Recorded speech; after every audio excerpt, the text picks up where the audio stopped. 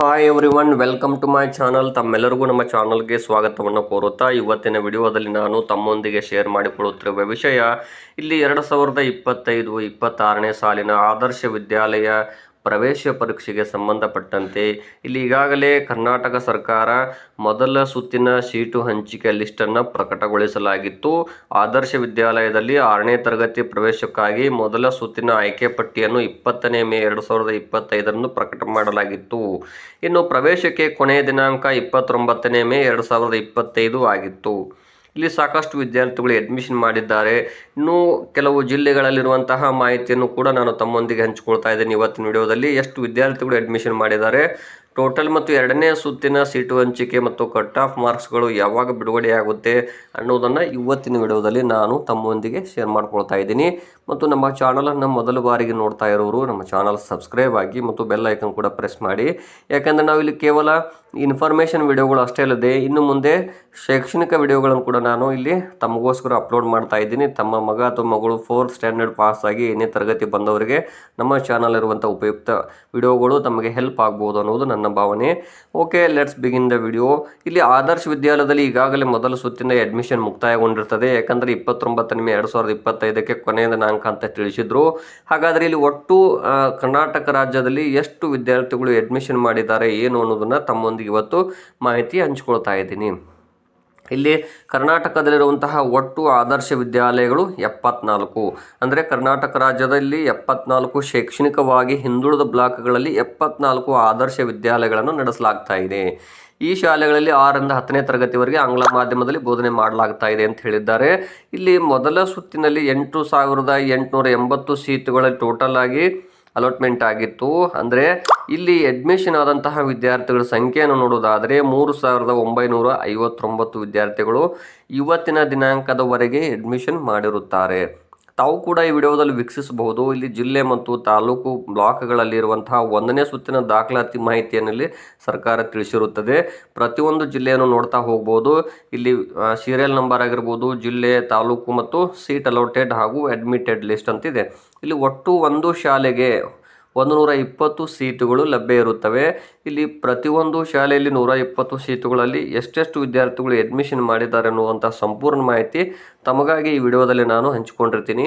ಯಾರು ತಮ್ಮ ಮಗ ಅಥವಾ ಮಗಳು ಆದರ್ಶ ವಿದ್ಯಾಲಯಕ್ಕೆ ಅರ್ಜಿ ಸಲ್ಲಿಸಿ ಎಕ್ಸಾಮ್ ಬರೆದಿದ್ದೀರಿ, ಮೊದಲನೇ ಸುತ್ತಿನಲ್ಲಿ ಆಯ್ಕೆ ಆಗಿಲ್ಲ ಅನ್ನೋರು ಚಿಂತಿಸುವ ಅಗತ್ಯ ಇಲ್ಲ. ಯಾಕಂದರೆ ಈ ಲಿಸ್ಟನ್ನು ನೋಡಿದರೆ ತಮಗೆ ಅನಿಸುತ್ತೆ ಇನ್ನೂ ಮತ್ತೊಂದು ಲಿಸ್ಟ್ ಬರುವ ಸಾಧ್ಯತೆ ಹೆಚ್ಚಿದೆ ಅಂತಲೇ ಹೇಳ್ಬೋದು. ಯಾಕಂದರೆ ಇಲ್ಲಿ 120 ಸೀಟುಗಳಿಗೆ ಇಲ್ಲಿ ಕೆಲವೊಂದು ತಾಲೂಕುಗಳಲ್ಲಿ ಬಹಳಷ್ಟು ಕಡಿಮೆ ಅಡ್ಮಿಷನ್ ಆಗಿದೆ ಅಂತಲೇ ಹೇಳ್ಬೋದು. ಅದಕ್ಕೆ ಕಾರಣಗಳು ಸಾಕಷ್ಟು ಇರಬಹುದು. ಅದು ಏಕೆಂದರೆ ವಿದ್ಯಾರ್ಥಿಗಳಿಗಲ್ಲಿ ಮತ್ತು ಪೋಷಕರಿಗೆ ಅದು ಸ್ವತಂತ್ರ ಅಭಿಪ್ರಾಯ ಇರುತ್ತದೆ. ಹಾಗಾಗಿ ಇಲ್ಲಿ ಫಸ್ಟ್ ರೌಂಡಲ್ಲಿ ಸೆಲೆಕ್ಟ್ ಆಗಿಲ್ಲ ಅನ್ನೋರಿಗೆ ಸೆಕೆಂಡ್ ರೌಂಡ್ಗೆ ಸಾಕಷ್ಟು ಅವಕಾಶ ಇವೆ. 2 ದಿನಗಳ ಒಳಗಾಗಿ ಇಲ್ಲಿ 2ನೇ ಸುತ್ತಿನ ಸೀಟು ಹಂಚಿಕೆ ಲಿಸ್ಟ್ ಕೂಡ ಬಿಡುಗಡೆಯಾಗುತ್ತದೆ ಮತ್ತು ಕಟ್ ಆಫ್ ಮಾರ್ಕ್ಸ್ ಕೂಡ ಬಿಡುಗಡೆಯಾಗುತ್ತದೆ. ಏಕೆಂದರೆ ಈಗಾಗಲೇ ಶಾಲೆಗಳು ಪ್ರಾರಂಭವಾಗಿದ್ದು ಈಗ ಅಡ್ಮಿಷನ್ಗೆ ಈ ಬಾರಿ ಬೇಗನೆ ಕೌನ್ಸಿಲಿಂಗ್ಗಳು ಮುಗಿಯುವ ಸಾಧ್ಯತೆ ಹೆಚ್ಚಳವಾಗಿರುತ್ತದೆ.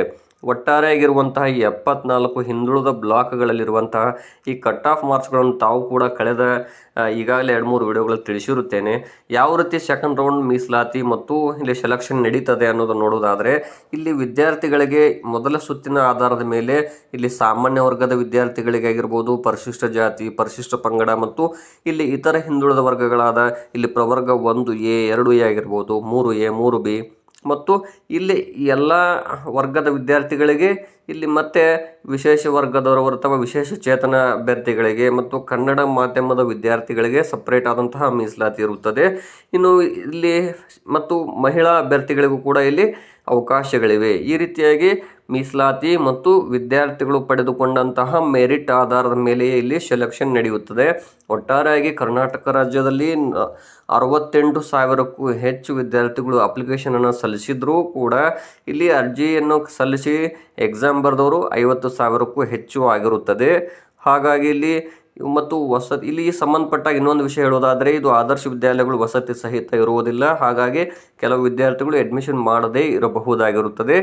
ಮತ್ತು ಕೆಲವು ವಿದ್ಯಾರ್ಥಿಗಳು ಈಗ ಒಂದು ತಾಲೂಕಿಗೆ ಒಂದು ಶಾಲೆಗಳು ಇರುವುದರಿಂದ ಈ ಆದರ್ಶ ವಿದ್ಯಾಲಯಗಳು ಶಾಲೆ ದೂರವಾಯಿತು ಎನ್ನುವ ಕಾರಣಕ್ಕೆ ಕೂಡ ಅಡ್ಮಿಷನ್ ಮಾಡದೇನೂ ಇರಬಹುದು. ಯಾಕಂದರೆ ಕಾರಣಗಳು ಸಾಕಷ್ಟು ಇರುತ್ತವೆ. ಇಲ್ಲಿ ಒಟ್ಟಾರೆಯಾಗಿ ಹೇಳುವುದಾದರೆ ಇಲ್ಲಿ 2ನೇ ಸುತ್ತಿನ ಕಟ್ ಆಫ್ ಮಾರ್ಕ್ಸ್ಗಳು ಮತ್ತು ಇಲ್ಲಿ ಸೀಟು ಹಂಚಿಕೆ ಲಿಸ್ಟನ್ನು 12 ದಿನಗಳ ಒಳಗಾಗಿ ಬಿಡುವ ಸಾಧ್ಯತೆ ಸಾಕಷ್ಟು ಇರುತ್ತದೆ. ತಾವು ಕೂಡ ಈ ಮೊದಲ ಸುತ್ತಿನಲ್ಲಿ ಆಯ್ಕೆ ಆಗಿಲ್ಲ ಅನ್ನೋರು ಚಿಂತಿಸಬೇಡಿ. 2ನೇ ಸುತ್ತು ತಕ್ಷಣ ಬಿಡುಗಡೆಯಾಗುವ ಸಾಧ್ಯತೆ ಸಾಕಷ್ಟು ಇರುತ್ತದೆ. ಒಟ್ಟಾರೆಯಾಗಿ ಕೆಲವು ಜಿಲ್ಲೆಗಳಲ್ಲಿ ವಿದ್ಯಾರ್ಥಿಗಳ ಅಡ್ಮಿಷನ್ ಕಡಿಮೆ ಆಗಿರುತ್ತದೆ, ಕೆಲವು ಜಿಲ್ಲೆಗಳು ಹೆಚ್ಚಿದ್ರೂ ಕೂಡ ಇಲ್ಲಿ 3 ಅಂಕಿಯನ್ನು ದಾಟಿಲ್ಲ. ಹಾಗಾಗಿ ತಮಗೂ ಸಾಕಷ್ಟು ಅವಕಾಶಗಳಿವೆ, ಅಡ್ಮಿಷನ್ಗೆ 2ನೇ ರೌಂಡಿಗೆ ಅವಕಾಶಗಳಿವೆ, ಸಾಕಷ್ಟು ಸಿಗ್ಬೋದಾಗುತ್ತದೆ ಅನ್ನುವಂಥ ಮಾಹಿತಿಯನ್ನು ಇವತ್ತಿನ ವಿಡಿಯೋದಲ್ಲಿ ನಾನು ತಮ್ಮೊಂದಿಗೆ ಮಾಹಿತಿ ಹಂಚಿಕೊಂಡಿದ್ದೀನಿ. ಇಲ್ಲಿ 8,880 ಸೀಟುಗಳಲ್ಲಿ ಒಟ್ಟು 3,959 ಸೀಟುಗಳಿಗೆ ಭರ್ತಿಯಾಗಿರುತ್ತವೆ. ಅವರಿಗೆ ಕೊಟ್ಟಂಥ ದಿನಾಂಕ ಅಡ್ಮಿಷನ್ ಮಾಡಲಿಕ್ಕೆ ಮೇ 29, 2025 ಮುಕ್ತಾಯಗೊಂಡಿರುತ್ತದೆ. ತಮಗೆ 12 ದಿನಗಳ ಒಳಗಾಗಿ ಇಲ್ಲಿ 2ನೇ ಸುತ್ತಿನ ಸೀಟು ಹಂಚಿಕೆ ಲಿಸ್ಟ್ ಆಗಿರ್ಬೋದು ಮತ್ತು ಇಲ್ಲಿ ಕಟ್ ಆಫ್ ಮಾರ್ಕ್ಸ್ಗಳು ಕೂಡ ಬಿಡುಗಡೆಯಾಗುವ ಸಾಧ್ಯತೆ ಇರುತ್ತದೆ ಅನ್ನೋದನ್ನು ಈ ವಿಡಿಯೋದಲ್ಲಿ ತಮ್ಮೊಂದಿಗೆ ನಾನು ಶೇರ್ ಮಾಡ್ಕೊಳ್ತಾ ಇದ್ದೀನಿ. ಧನ್ಯವಾದಗಳು.